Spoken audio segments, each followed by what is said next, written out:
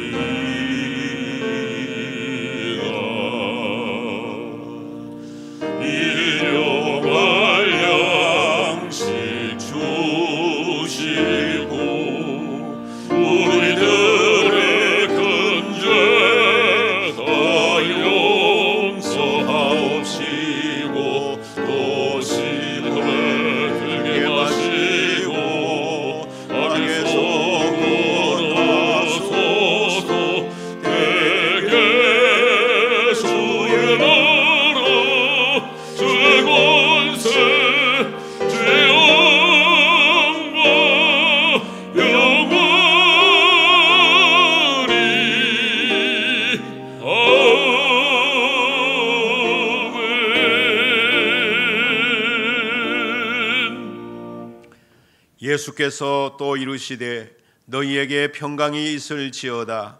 아버지께서 나를 보내신 것 같이 나도 너희를 보내노라. 이 말씀을 하시고 그들을 향하여 숨을 내쉬며 이르시되 성령을 받으라. 은혜가 충만하신 하나님, 보혜사 성령님께서 이 땅에 임하신 성령 강림 주일을 맞이했습니다. 진리의 성령님이시여 약속하신 대로 이곳에 오셔서 우리를 진리 가운데로 인도하옵소서. 죄에 대하여 의에 대하여 심판에 대하여 세상을 책망하리라 하신 말씀대로 우리의 마음을 살펴주옵소서.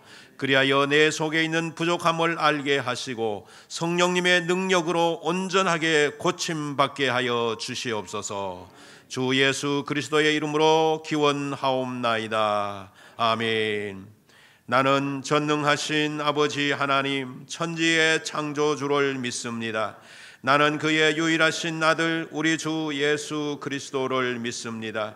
그는 성령으로 잉태되어 동정녀 마리아에게서 나시고 본디오 빌라도에게 고난을 받아 십자가에 못 박혀 죽으시고 장사된 지 사흘 만에 죽은 자 가운데서 다시 살아나셨으며 하늘에 오르시어 전능하신 아버지 하나님 우편에 앉아 계시다가 거기로부터 살아있는 자와 죽은 자를 심판하러 오십니다. 나는 성령을 믿으며 거룩한 공교회와 성도의 교제와 죄를 용서받는 것과 몸의 부활과 영생을 믿습니다. 아멘. 찬송가 70장 1절 4절입니다.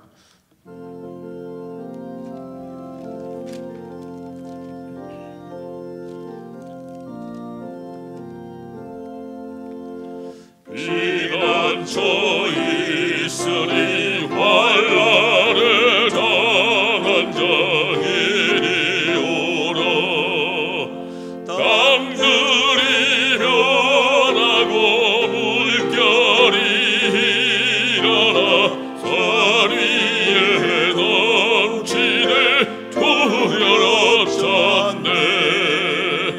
높으신 하나님 우리를 구하리. 할렐루야.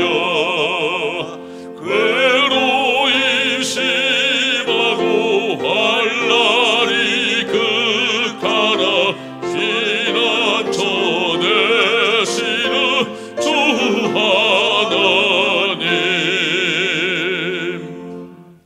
성시교독은 136번입니다. 136번 성령 강림 두 번째 부분 성시교독 하시겠습니다. 그 후에 내가 내 영을 만민에게 부어 주리니 너희 늙은이는 꿈을 꾸며 너희 젊은이는 이상을 볼 것이며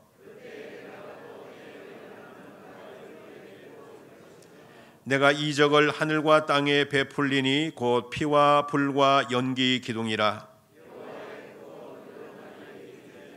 해가 어두워지고 달이 핏빛같이 변하려니와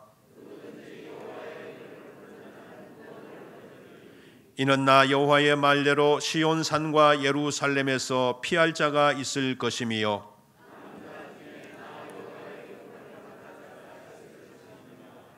아멘.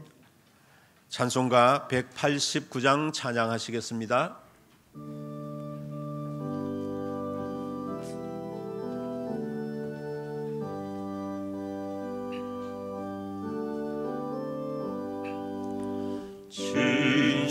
진실하신 주 성령 성도 곁에 계시니여 순례 길을 갈 때에 손을 잡아주소서. 모든 고난 사람들 소식 들으니 성령 말씀하기를 나를 따라오너라.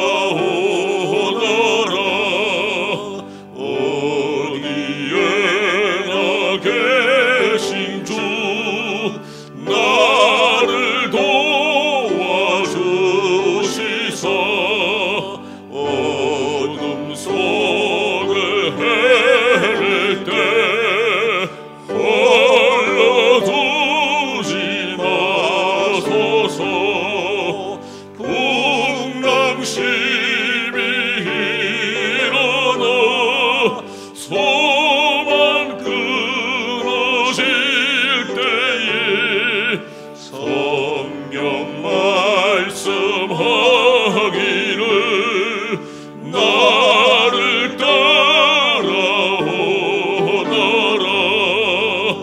모든 수고 끝나고 편히 쉬기 원할 때 하늘나라 밖에는 참내 위로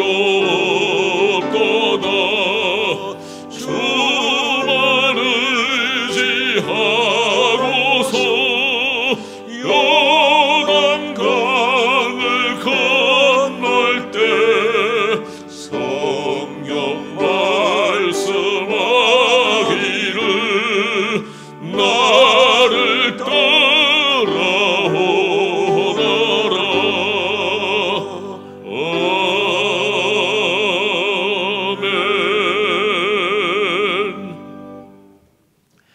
김성열 장로님 기도 인도하시겠습니다.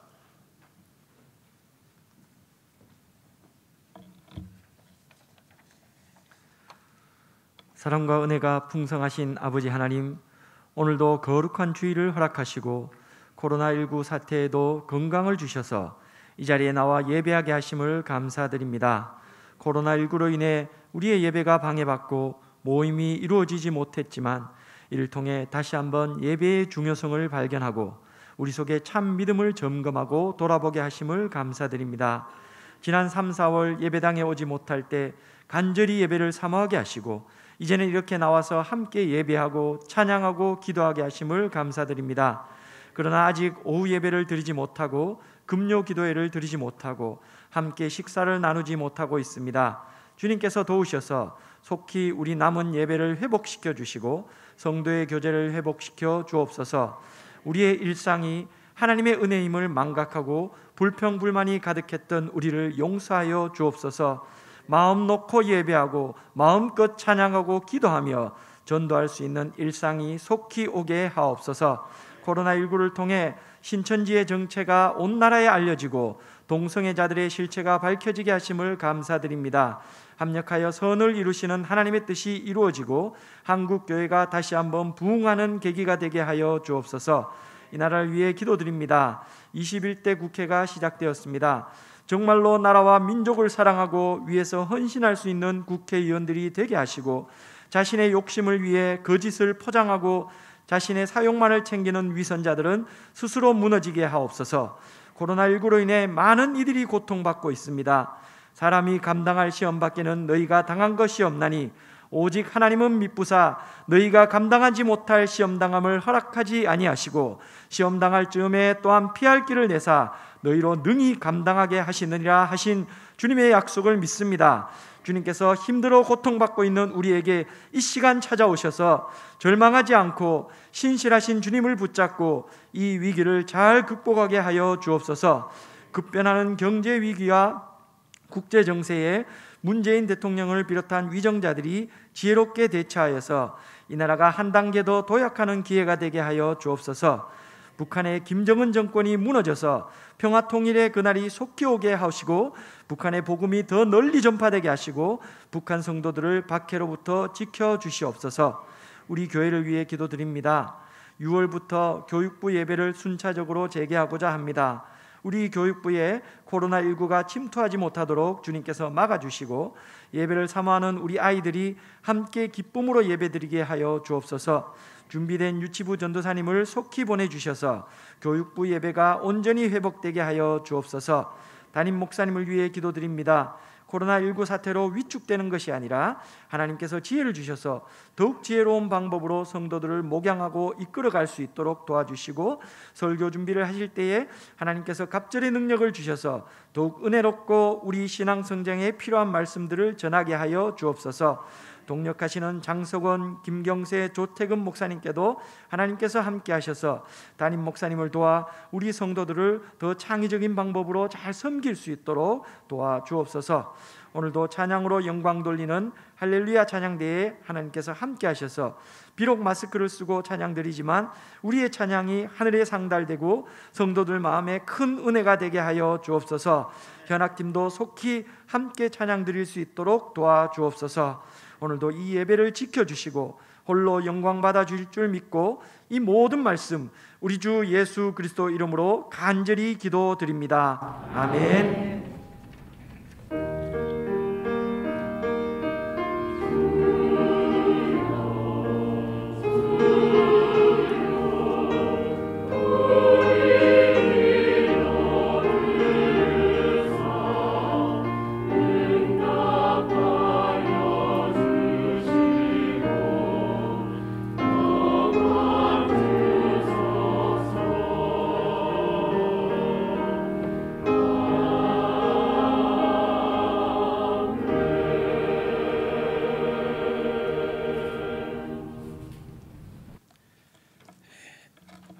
오늘 우리에게 주시는 하나님의 말씀은 요한복음 제14장 25절부터 31절까지입니다.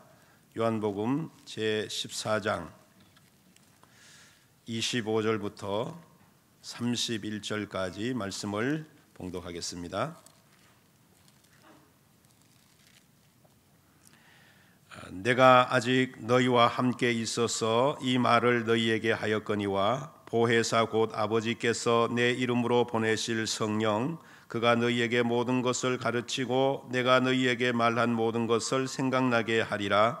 평안을 너희에게 끼치노니 곧 나의 평안을 너희에게 주노라. 내가 너희에게 주는 것은 세상이 주는 것과 같지 아니하니라. 너희는 마음에 근심하지도 말고 두려워하지도 말라. 내가 갔다가 너희에게로 온다 하는 말을 너희가 들었나니 나를 사랑하였더라면 내가 아버지께로 감을 기뻐하였으리라. 아버지는 나보다 크심이라. 이제 일이 일어나기 전에 너희에게 말한 것은 일이 일어날 때에 너희로 믿게 하려 함이라. 이후에는 내가 너희와 말을 많이 하지 아니하리니 이 세상의 임금이 오겠음이라. 그러나 그는 내게 관계할 것이 없으니 오직 내가 아버지를 사랑하는 것과 아버지께서 명하신 대로 행하는 것을 세상이 알게 하려 함이로다. 일어나라 여기를 떠나자 하시니라. 아멘. 교회 소식입니다. 우리 예배 안내해 보시면 이번 주 수요일에는 우리 교회 출신인 태국 선교사로 사역하시는 임진섭 목사님 오셔서 말씀 전해 주시겠습니다. 교육부 모임을 이제 장로님 기도한 대로 6월에 순차적으로 재개하고자 합니다. 다음 주일은 중고등부가 이제 예배를 시작하고 또 이 14일 주일입니까? 그 다음 주일에는 아동부가 예배를 시작하고 또 셋째 주 그 다음 주에는 유치부가 예배를 시작하려고 합니다. 각 가정에서 기도 많이 해주시고 교육부 예배에 어려움이 없도록 아이들이 기쁨으로 나와서 예배 드릴 수 있도록 기도해 주시면 감사하겠습니다. 교육위원회 오늘 2부 예배 후에 실만한 물가에서 모임이 있습니다. 성경 일독해 주셔서 감사를 드립니다. 기타 내용은 주보를 참고해 주시기 바랍니다. 이제 할렐루야 찬양대 찬양으로 하나님께 영광 돌리겠습니다.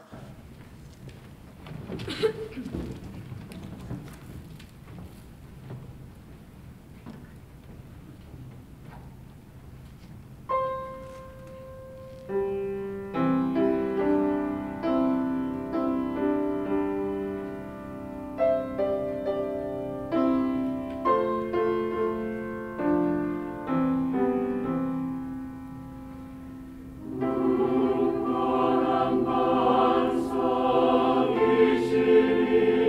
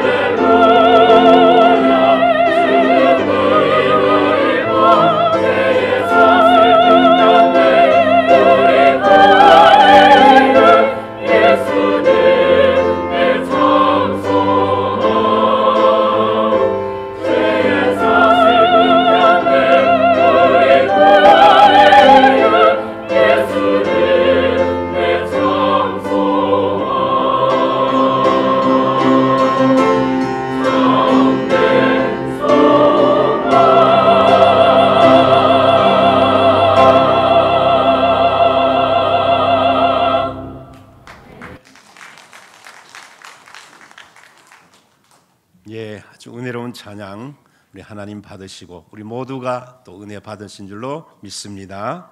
감사합니다. 오늘은 성령 강림 주일입니다. 또 이날은 한국 교회가 그동안 코로나19로 위축된 예배를 회복하자라고 슬로건을 내걸고 온 교회가 예배 회복을 위해서 하나님께 기도하고 예배하는 날이기도 합니다. 우리가 이 의미 있는 주일을 맞이해서 요한복음 14장의 내용을 살피면서 우리에게 오신 성령님의 사역에 대해서 살펴보면서 우리가 그 성령의 능력으로 우리 심령이 다시 회복되어지고 우리가 드린 예배 속에 하나님의 놀라운 은총이 함께 하실 뿐만 아니라 우리 삶의 놀라운 변화가 일어나게 될 수 있기를 소원하며 이 말씀을 나누고자 합니다. 이 요한복음 14장의 배경은 예수님께서 돌아가시기 하루 전날 저녁에 일이 있었습니다. 바로 그곳에서 최후 만찬 석상이었는데 예수님께서는 제자들의 발을 씻기시고 마지막 성찬식을 거행하셨습니다. 그리고 그 자리에서 임박한 제자들의 배신할 것과 그리고 십자가의 죽음에 대한 이야기를 하셨습니다. 가룟 유다는 이미 예수를 팔아넘기기 위하여 문을 박차고 나가 버린 상태에 있었습니다. 그래서 제자들은 이 상황으로 보아 불안에 떨고 있을 때 예수님께서 하시는 말씀이 내가 죽어가면은 너희가 있을 처소를 예비해 두고 다시 와서 너희를 데려가겠다라고 위로의 말씀을 하셨습니다. 하지만 그렇게 말씀하셨음에도 불구하고 제자들은 이제 주님께서 선생님께서 떠나시면 우리는 누구를 의지하고 살게 되나 하며 여전히 불안해했습니다. 이때 예수님께서는 제자들이 놀랄 만한 말씀을 선포해 주셨는데 그 말씀이 힘과 위로가 되게 하셨는데 그게 바로 내가 가면 보혜사를 너희에게 보내겠다라고 하는 말씀이었습니다. 예수님은 이 약속을 하신 대로 그로부터 얼마 있지 않는 예수님이 부활하신 후 50일째 되는 오순절에 예루살렘에 있는 마가의 다락방에서 기도하던 120명의 문도에게 성령을 보내주셔서 충만한 성령이 임하게 되었습니다. 오늘은 이렇게 보혜사 성령님이 오시면 우리 삶에 어떤 변화가 일어나는지에 대한 말씀을 듣고자 합니다. 먼저 그분이 오시면은 그분은 영원토록 우리와 함께 하십니다. 요한복음 14장 16절을 보면 내가 아버지께 구하겠으니 그가 또 다른 보혜사를 너희에게 주사 영원토록 너희와 함께 있게 하리니 라고 했습니다. 여기 보혜사라는 말 영어 성경에는 카운셀러라고 기록되어 있습니다. 그리고 원어로 보면 파라클레토스라고 하는 단어인데 파라라고 하는 것은 곁에, 옆에라고 하는 뜻이고 클레토스라고 하는 말은 변호자, 위로자, 돕는 자라는 뜻이 있습니다. 따라서 보혜사를 나타내는 파라클레토스라고 하는 것은 우리 곁에서 돕는 자라고 하는 말입니다. 이 다른 보혜사라고 하는 말씀도 영어 성역에 보면은 another counselor라고 표기했는데 이것은 다르다는 말 때문에 오해할 수가 있는데 그게 예수님과 다른 종류의 보혜사가 아니라 예수님과 동일한 보혜사가 오신다라는 뜻입니다. 예수님은 이미 보혜사가 되셔서 우리 가운데 오셨고 또한 예수님과 같은 다른 보혜사가 오실 것이라고 말씀하시고 있는데 이 보혜사가 오시면 영원하도록 우리와 함께 하시겠다라고 말씀하셨습니다. 여러분 이 함께 하신다고 하는 이 말의 의미도 요한복음 14장 16절 17절에 보면 우리 성경의 16절에 너희와 함께 있게 하리라, 또 17절 초반에 보면 너희와 함께 거하시리라, 그리고 17절에 보면 너희 속에 계시겠음이라 라고 말씀하시면서 우리와 함께 하시겠다는 말씀을 3번이나 거듭 말씀하고 있습니다. 여기는 아주 중요한 의미가 있는데, 예를 들어서 우리말 성경 속에는 함께 속에라고 표현을 했습니다마는 원어에 보면 이 셋이 각자 다른 의미, 다른 단어로 표시되어 있습니다. 그래서 거기 보면은 처음에는 너희와 함께 하시고, 두 번째는 너희 옆에 계시고, 세 번째는 너희 안에 계시고 라고 원어에는 나타나 있습니다. 이것은 무엇을 의미합니까? 보혜사 성령께서 오시면 우리의 삶의 영역 전부, 모든 삶의 영역에 함께 하시고 곁에 계시고 내 안에 들어와 계시겠다라고 하시는 말씀입니다. 여러분, 오늘 우리가 이 말씀을 듣기 전에 여러분이 예수 그리스도를 믿으셨기 때문에 이미 보혜사께서 우리 가운데 들어와 계신 줄로 믿습니다. 하지만 오늘 우리가 이 말씀을 들을 때에 보혜사 성령께서 내 안에, 내 곁에 나와 함께 더 충만하게 함께 하실 수 있기를 주님의 이름으로 축원드립니다. 이처럼 성령님이 우리와 함께 하신다고 하셨는데도 불구하고 왜 교회는, 왜 성도들은 성령님과 함께 생활을 하지 못하는 것입니까? 그것은 성령님이 우리 눈에 보이지 않는 영으로 오셨기 때문입니다. 예수님은 우리의 눈에 보일 수 있는 육신으로 오셨기 때문에 누구든지 예수님을 쉽게 받아들이고 모실 수 있는 상황이 됩니다. 또 이 성경책도 우리가 볼 수 있도록 책으로, 글씨로 써서 우리에게 남기셨기 때문에 그 글을 보면서 믿게 됩니다. 그러나 온 세상에 편재하신 성령님께서는 우리 눈에 보이지 않는 영으로 오셨습니다. 그래서 요한복음 14장 17절에서는 온 세상이 그를 보지도 못하고 그를 알지도 못하고 그래서 받아들이지도 못했다라고 했습니다. 근데 여러분, 우리가 이 세상을 살아가면서 보이지 않는 것을 이해하고 받아들이고 믿는 것도 얼마나 많이 있습니까? 여러분, 산소, 우리가 숨을 쉬는 산소가 눈에 보입니까? 보이지 않지 않습니까? 오늘 이 전기 밝은 빛이 들어와 있습니다만은 이 불빛을 나타내는 전기 흐름이 우리 눈에 보입니까? 여러분, 라디오를 들을 때 전파를 통해서 듣는데 그 전파, TV 전파가 우리 눈에 보입니까? 여러분, 우리가 요즘 와이파이, 그 무선 인터넷 그 속에 흐르는 그것이 우리에게 보입니까? 보이지 않습니다. 여러분, 우리 마음속에 우리 부모님을 사랑하는 마음이 있습니다. 우리 자녀를 사랑하는 마음이 있습니다. 우리 하나님을 사랑하는 마음이 있습니다. 그런데 그 사랑의 마음이 보이지 않습니다. 그런데도 우리는 확신하고 믿는, 보이지 않음에도 불구하고 존재한다는 것을 확신하고 믿고 또 때로는 그런 것들을 의지하며 살아가는 것이 얼마나 많습니까? 마찬가지로 성령님이 우리 눈에 보이지 않지만은 하나님께서 말씀하시기를 성령님은 분명히 존재하신다. 너희 속에 계실 것이다. 내 곁에 영원히 함께 하실 것이다 라고 말씀하셨습니다. 하나님의 말씀보다 더 확실한 말씀이 어디 있습니까? 주님 하나님께서 말씀하셨으니 우리는 믿음으로 그것을 받으면 성령께서 말씀하신 대로 내 곁에, 내 속에, 내 안에 나와 함께 영원히 거하게 될 줄로 믿습니다. 이 성령님을 여러분 100% 마음으로 받아들이시기를 바랍니다. 그렇다면 이 성령님은 언제 누구에게 어떻게 오십니까? 물론 오순절 마가의 다락방에서 불처럼 바람처럼 아주 강하게, 아주 강력하게 오시기도 하셨습니다. 그러나 성령님은 늘 그렇게만 오시는 것이 아닙니다. 때로는 조용한 모습으로 우리 속에 들어오십니다. 그래서 에베소서 1장 3절을 보시면 그 안에서 너희도 진리의 말씀 곧 너희의 구원의 복음을 듣고 그 안에서 또한 믿어 약속의 성령으로 인치심을 받았으니 라고 말씀하고 있습니다.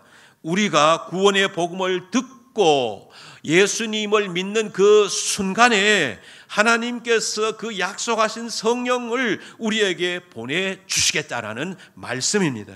그러므로 여러분, 지금 예수님을 나의 구주로 믿는 여러분 속에 보혜사 성령께서 들어와 계신 줄로 믿습니다. 지금까지 여러분들을 인도하시고 여러분들과 동행하신 줄로 믿습니다. 이 함께 하시기를 것을 말씀하실 때에 요한복음 14장 18절을 보면 내가 너희를 고아와 같이 버려두지 아니하고 너희에게로 오리라 라고 말씀했습니다. 여러분, 이 고아의 삶이 얼마나 힘듭니까? 여러분, 그 고아는 이 세상에 가족도 없고 나를 위로해 주는 사람도 없고 나를 안아주는 사람도 없고 알아주는 사람도 없을 때에 나가 저 황량한 벌판 위에 홀로 서 있는 것 같은 그런 느낌을 받고 외롭게 살아갈 때가 얼마나 많이 있겠습니까? 그때에 어떤 돈 많고 힘 있는 사람이 그에게 와가지고서 걱정하지 말아라. 이제부터는 내가 너와 함께 할 것이고 이제부터는 내가 너를 도와줄 것이고 너를 끝까지 책임져 주겠다. 이렇게 말씀하신다면 그 고아가 얼마나 큰 위로와 힘이 되겠습니까? 여러분, 이와 마찬가지로 우리도 이 세상 속에서, 이 각박한 세상 속에서 살다 보면은 때로는 문제와 고통 때문에 아무도 내 속사정을 알아주지 못하고 깊은 밤 나 홀로 외로이 있는 것 같은 삶을 느낄 때가 얼마나 많이 있습니까? 그러나 여러분, 그런 삶이 우리 앞에 엄습한다 할지라도 낙심하지 마시기를 바랍니다. 실망하지 마시기를 바랍니다. 왜 그렇습니까? 천지를 지으신 하나님과 동행하며 천지를 지으셨던 성령님 보혜사께서 내가 너와 영원토록 함께 하실 것이라고 말씀하셨기 때문입니다. 그러므로 여러분이 가장 힘들어하는 그 순간에도 성령님은 말씀하신 그대로 여러분 안에 여러분과 함께 고통하며 여러분의 아픔보다 더 큰 아픔을 가지고 여러분 속에 함께 하신다는 사실을 믿으시기 바랍니다. 이 말씀을 우리가 받아들일 때 얼마나 위로가 됩니까? 얼마나 힘이 되십니까? 보혜사의 능력이 여러분의 삶에 큰 힘과 위로를 주실 줄로 믿습니다.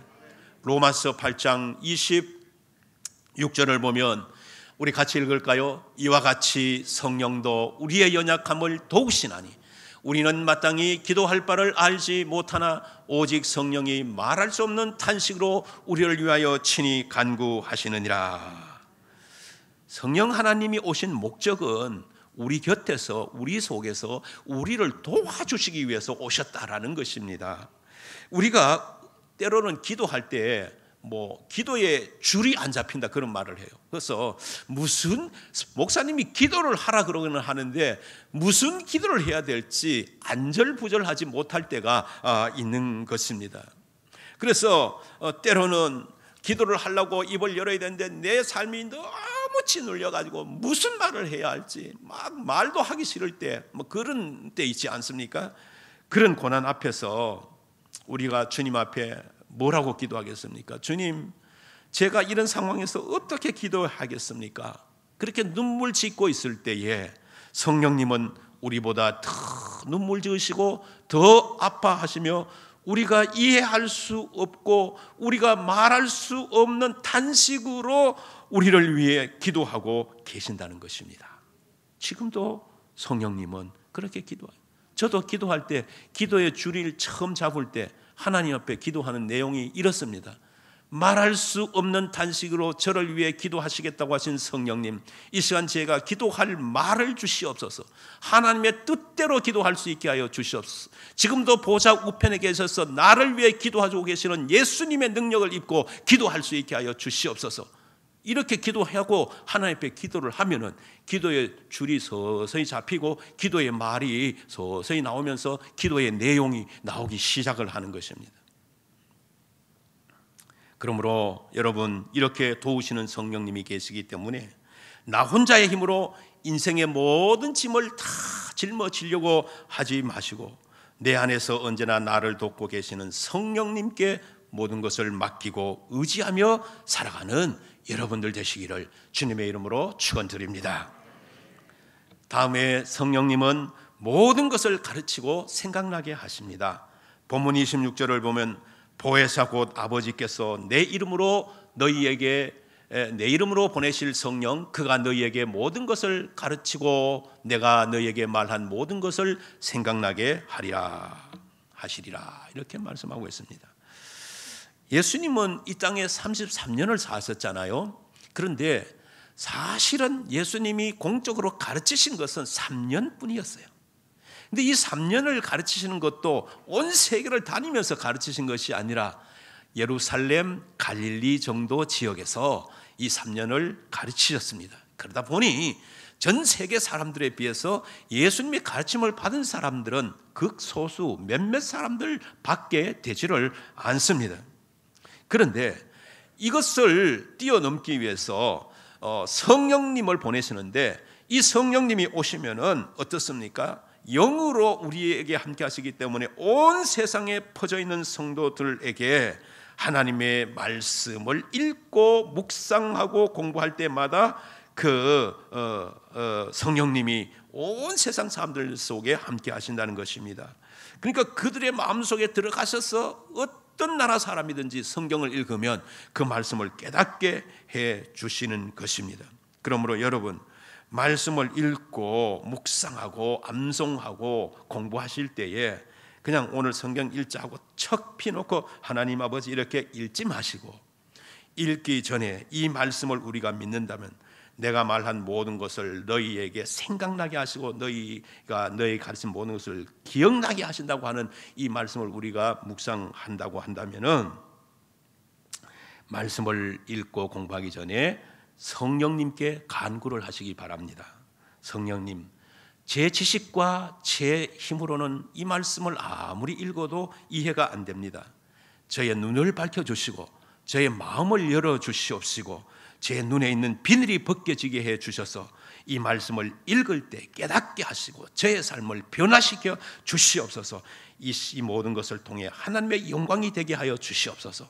이렇게 정말로 짧지만 간절히 성령님을 의지하면서 기도하고 말씀 읽어보십시오. 그날 읽는 말씀은요, 은혜가 콱콱 됩니다. 말씀이 내 심장 속에 가서 탁탁 꽂히게 됩니다. 그래 꽂히고 은혜된 말씀은요, 평생 가도 잊어버리지 않아요. 그래서 성경은 뭐라 했습니까? 그런 말씀을 가지고 잘 박히는 목과 같이 이렇게 말씀을 했어요. 내 심장 가운데 새겨지게 하여 주시옵소서. 잘 박힌 목, 여러분 콘크리트 벽에 못 박아놓으면 잘 빠지지도 않아요. 그런 것처럼 내 속에 영원토록 남아있는 말씀이 되는 것입니다.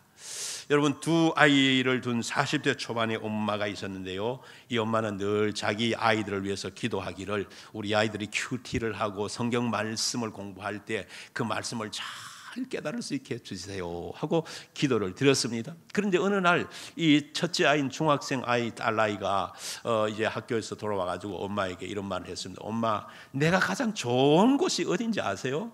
그러니까 아니 그 어딘데 하니까 나는 가장 좋은 곳이 교회당이에요. 교회당. 그러더랍니다. 그 말을 들으니까 뭐 집도 아니고 학교도 아니고 제일 좋은 곳이 교회당이라고 하니까 엄마 마음이 굉장히 기뻤어요. 그래서 얘가 아무래도 교회 가서 무슨 말씀을 은혜를 받았나 보다. 그래서 오늘 교회에서 배운 것이 뭘 배웠니? 이러니까 이 아이가 하는 말이 학생회에서 오늘 너무 감동을 많이 받았다라고 하면서 이런 말을 했습니다. 나는 전에 God is good 라고 하면 하나님은 좋은 분이다 라고 할 때에, 그냥 선한 분이다 라고 할 때에 하나님이 보통 사람들이 선한 것처럼 그저 그냥 착하고 선한 분이라는 것만 알았는데, 오늘 전도사님께서 말씀하시기를 하나님이 선하다고 하신 것은 그저 선한 것이 아니라 하나님은 모든 선과 모든 의의 근원이 되시는 분이다, 그 말씀을 하시더랍니다. 그래서 그 말씀이 자기 마음속에 확 닿으면서 은혜가 되었고 하나님을 더 사랑하게 되었고 감동이 되었다라고 말을 하더라는 것입니다. 여러분, 딸로부터 그 고백을 들었을 때 엄마의 마음이 얼마나 기뻤겠습니까? 그때 그 말을 들을 때 이 엄마 마음속에 갑자기 자기가 기도한 것이 생각이 나더랍니다. 그래, 이것이 내가 자녀를 위해서 드린 기도의 응답이구나. 성령님, 내 자녀가 하나님의 말씀을 듣기로만 하지 말고 들을 때 그 말씀을 깨달을 수 있게 해 주십시오 라고 기도했더니 그 기도가 응답되어졌구나 하면서 큰 기쁨을 가졌더라는 것입니다. 이 말씀을 아이에게 깨닫게 하는 게 얼마나 사람의 힘으로 하면 힘든지 모릅니다. 저도 자녀를 길러봤지만 이 아이가 하나님의 말씀에 성령의 은혜를 받는다고 하는 것, 이거는 세상에서 바꿀 수 없는 큰 복이에요.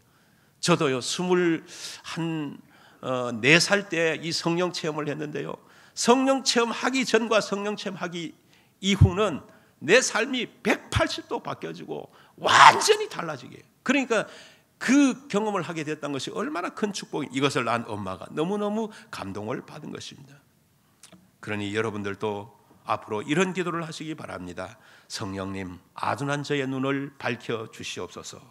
제가 말씀을 들을 때마다 하나님의 말씀을 말씀대로 받게 하여 주시옵소서. 그리고 내 자녀가 하나님의 말씀을 들을 때 그 말씀으로 감동하고 감격하게 하여 주시옵소서. 우리 교회에 나오는 모든 성도들, 세상에 하나님을 알지 못하는 그 사람들에게 복음의 씨앗이 뿌려질 때에 그들의 마음이 옥토가 되어 구원을 받는 역사가 일어나게 하여 주시옵소서. 이렇게 기도하며 나아갈 때 성령님께서 늘 우리와 우리의 기도의 제목에 응답하여 주실 줄로 믿습니다.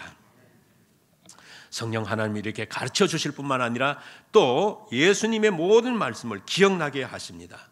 여러분, 사도행전 2장을 보면 베드로가 아주 길게 설교를 하는데요, 거기 보면 우리가 놀라운 걸 하나 깨달을 수가 있습니다. 베드로는 아신 대로 갈릴리 어부입니다. 배움이 없습니다. 평생 고기만 잡고 먹고 살았습니다. 그 랍비처럼 성경을 연구하는 사람도 아닙니다. 그리고 그 당시는 성경이 책으로 주어져 것도 아니고 성경 아직도 덜 구성되어져서 있는 그런 상황입니다. 그런데 이렇게 배우지 못하고 성경도 소유하지 못한 베드로가 하나님의 말씀을 전하는 사도행전 2장에 보면은 구약의 말씀을 거침없이 인용을 합니다. 또 예수님의 말씀을 틀리지 않고 잘 인용을 합니다. 도대체 베드로가 어떻게 이렇게 할 수 있었을까? 그렇게 말씀을 전했을 때 3,000명이 통해 자복하고 회개하는 역사가 일어나서 예수님을 믿게 되었습니다. 베드로에게 이 역사를 한 분이 누구입니까? 그것이 바로 성령님의 사역입니다. 성령님이 그동안 베드로가 들었던 말씀, 이 말씀을 기억나게 해주셔서 그렇게 베드로의 입술을 사용하여 주신 것입니다. 그러므로 여러분들도 누구에게 복음을 전하러 가기 전에 미리 기도하시기 바랍니다. 하나님, 저는 아는 게 없습니다. 입술이 둔합니다. 성령님이 저에게 말씀을 기억하게 해주셔서 저들이 꼭 들어야 할 말씀을 전하게 하셔서 그들이 예수님을 영접하게 하여 주시옵소서. 이렇게 성령님을 의지하고 나가게 되는 그날은 우리의 모든 발걸음이 새로워지게 되는 줄로 믿습니다. 마지막으로 보혜사 성령님은 그리스도의 평안을 우리에게 주십니다. 지금 요한복음 14장의 형편은 예수님의 전 생애에서 가장 힘든 시간을 보내고 계신 것입니다. 이제 잠시 후면 제자들이 예수님을 배반하고 뿔뿔이 흩어지게 될 것입니다. 한 명은 이미 배반하고 예수님을 팔기 위해서 바깥으로 나갔습니다. 잠시 후면 로마 병정들 앞에서 주님께서 온갖 수욕과 모욕을 받으시고 십자가의 고통을 지셔야만 합니다. 이 세상의 모든 죄를 뒤집어 쓰시고 그토록 사랑하는 하나님의 진노의 대상이 되어서 하나님이 그를 외면하는 아픔을 십자가 위에서 엘리 엘리 라마 사박다니, 나의 하나님 어찌하여 나를 버리셨나이라고 부르짖고 외치고 있지만 하나님은 침묵하시고 계시는, 하나님이 그 아들을 버리시고 계시는 것 같은 그런 고통을 겪어야 할 순간이 지금 예수님 앞에 다가오고 있습니다. 그걸 생각하면 얼마나 불안하고 슬프셨겠습니까? 그런데 예수님이 불안해하시고 슬퍼하셨습니까? 그렇지 않습니다. 예수님에게는 그 순간에도 이 세상이 이해할 수 없는 놀라운 평안이 그 마음 한가운데 자리하고 계셨습니다. 이게 무슨 평안입니까? 바로 성령 하나님께서 이 세상에서 이해할 수 없는 평안을 예수님에게 주셨기 때문입니다. 그러므로 이 성령 하나님은 오늘 하나님을 믿는 우리에게도 동일하게 이 평안을 주실 줄로 믿습니다. 그러므로 여러분이 어떤 어려움을 당한다 할지라도 성령님을 통해서 이 평화를 누리게 되는 것입니다. 오늘 한국 사람이 가장 좋아하는 단어가 복이라고 할 수 있을 것입니다. 복 달라고. 그래서 복, 여기도 복, 저기도 복을 많이 써놓습니다. 그런데 지금은 복을 우리나라 사람도 많이 받았잖아요. 옛날 때는 얼마나 잘 삽니까? 그래도 복 달라고 하기는 합니다만 그 복 중에도 요즘은 건강이 제일인 것 같습니다. 그래서 건강을 위해서 살과의 전쟁이에요. 요즘은 옛날에는 못 먹어가지고 허리가 간다했는데 저도 옛날에 못 먹지는 않았는데 잘 먹었는데도 한창 클 때 이 뼈가 탁 튀어나와가지고 여기에 살이 없으니까 제 소원이 살쪄가지고 이 뼈를 좀 덮어지는 것이면 좋겠다. 그래서 소원을 가졌는데 장가를 가는 해부터 살이 찌기 시작하는데 배가 막 나오기 시작하니까 이제는 살과의 전쟁을 해요. 왜? 건강하기 위해서. 그래서 지금은 건강이 한국 사람들에게 최고의 단어라고 할 수가 있을 것입니다. 건강하면 뱀도 먹고 건강하면 지렁이도 먹고 못 먹는 게 건강하다면. 그런데요, 히브리 사람들에게 가장 좋아하는 단어를 뽑으라고 하면 무슨 단어냐면 샬롬입니다. 샬롬. 하나님이 주시는 평안을 말합니다. 근데 이 샬롬은 우리가 영어에서 소위 평화, 피스라고 하는 이것과 다릅니다. 뭐 어떻게 다르냐 하면 이 피스라고 하는 평화는 뭐냐 하면은 폭풍우가 없는데도 고요한 것을 말합니다. 아무 문제가 없어서 내 삶이 온전히 고요한 삶을 말하는 것입니다.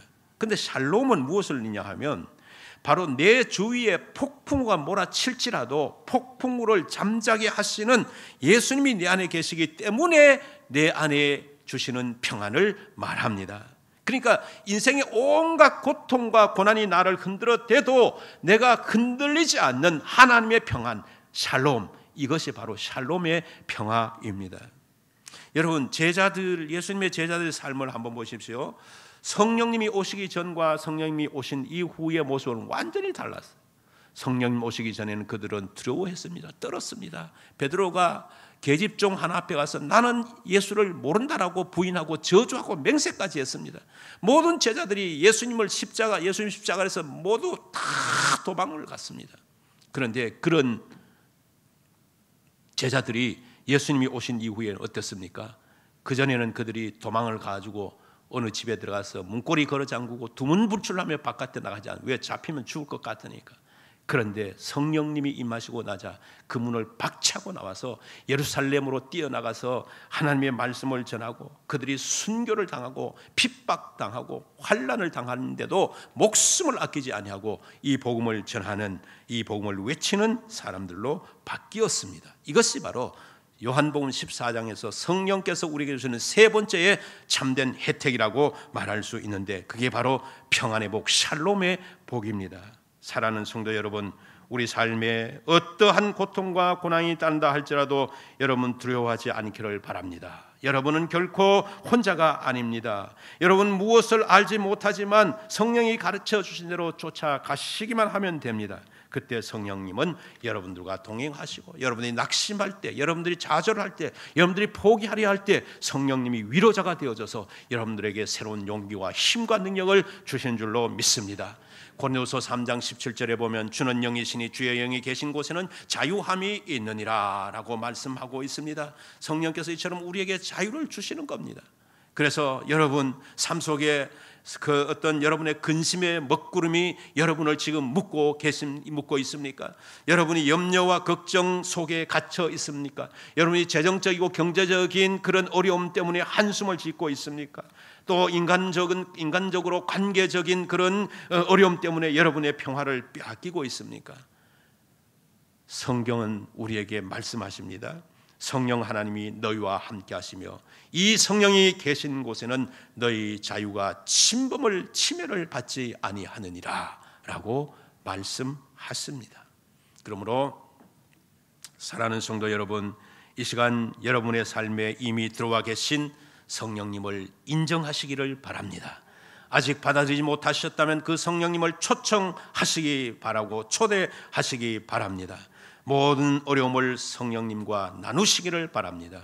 그럴 때 여러분이 성령님과 동행하시고 성령님의 가르침을 받으시고 성령님이 주시는 마음의 온전한 평화를 누리게 될 줄로 믿습니다. 보혜사 성령님을 통한 이 위대한 역사가 여러분의 삶 속에 지속적으로 계속되기를 바라며 잃어버린 한국교회의 능력 회복되고 예배가 회복되고 놀라운 기적이 회복되는 축복이 나타나게 되기를 주님의 이름으로 축원드립니다.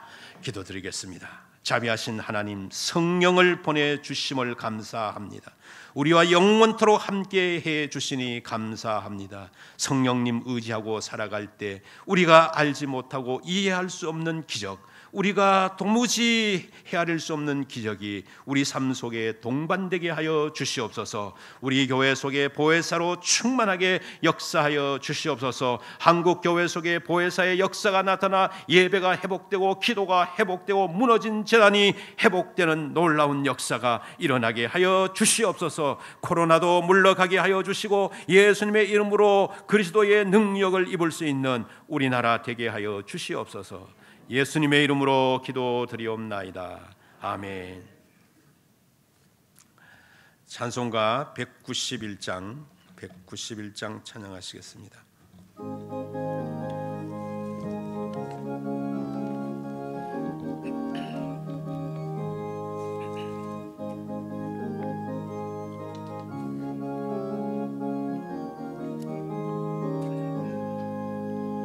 내가 매일 기쁘게 순리 기행하며 주의 팔에 나를 안보하며 내가 주의 큰 복을 받는 참된 비결은 주의 영이 함께함이라. 성령이 계시네 할렐루야 함께하시네.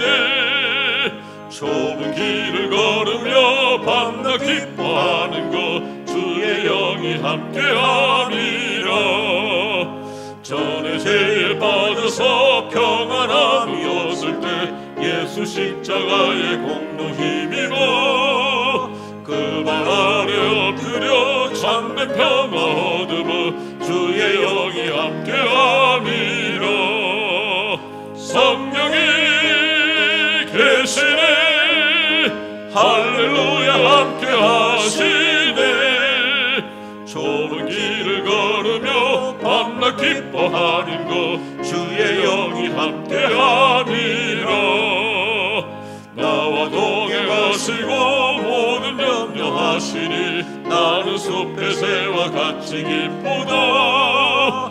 내가 기쁜 마음으로 주의 뜻을 행하며 주의 영이 함께함이라.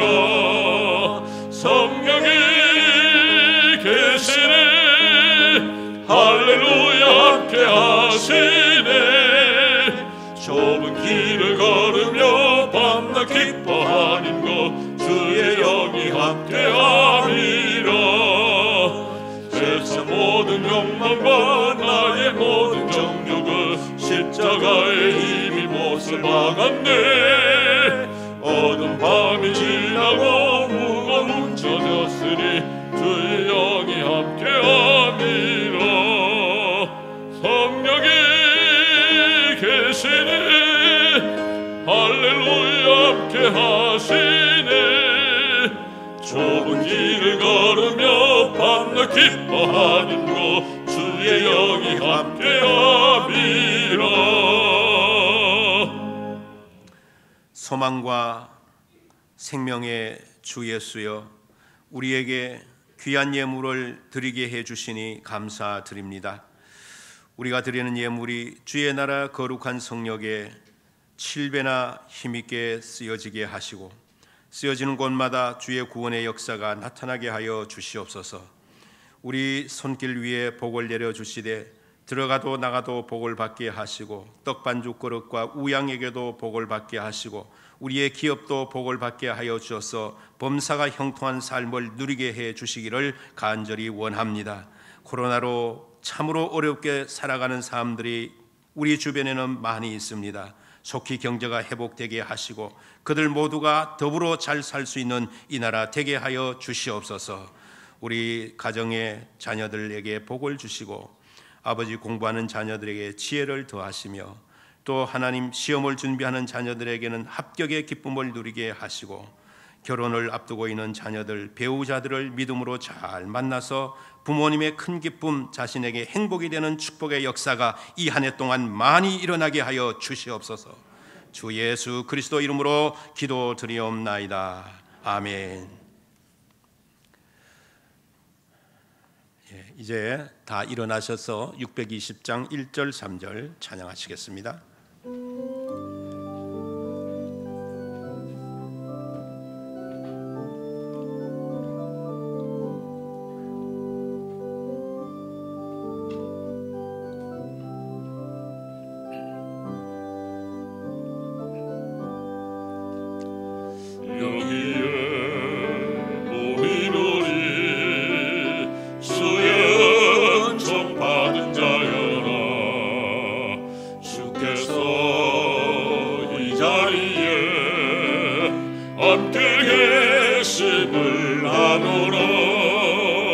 언제나 주님만을 찬양하며 따라가리니 시험을 당할 때도 함께 계심을 믿노라. 이 믿음 더욱 굳세라. 주가 지켜주신다. 어두운 밤에도 주의 밝은 빛 인도하여 주신다. 여기에 모인 우리 사랑받는 주의 자녀라. 주께서 뜻하신 바 우리 통해 펼치신다. 고통과 슬픔 중에 더욱 주님 의지하오니 어려움 이겨내고 주님 더욱 찬양하라. 이 믿음 더욱 굳세라. 주가 지켜주신다. 어둠 밤에도 주의 밝은 빛 인도하여 주신다. 지금은 우리를 구원하시기 위하여 십자가를 지시고 부활 승천하시며 다시 오시겠다 약속하신 예수 그리스도의 크신 은혜와 하나님 아버지의 놀라우신 사랑하심과 우리와 영원토록 함께 하시며 우리 곁에 우리 속에 계시겠다라고 말씀하신 성령님의 충만하신 은사가 오늘 하나님 앞에 더 온전한 예배 드리며 더 충만한 성령의 사람이 되기 위하여 기도하고 간구하며 나아가는 남명의 모든 성도들과 이 대한민국의 수많은 교회들과 세계 모든 사람들 위해 영원토록 함께 하시기를 간절히 축원하옵나이다. 아멘.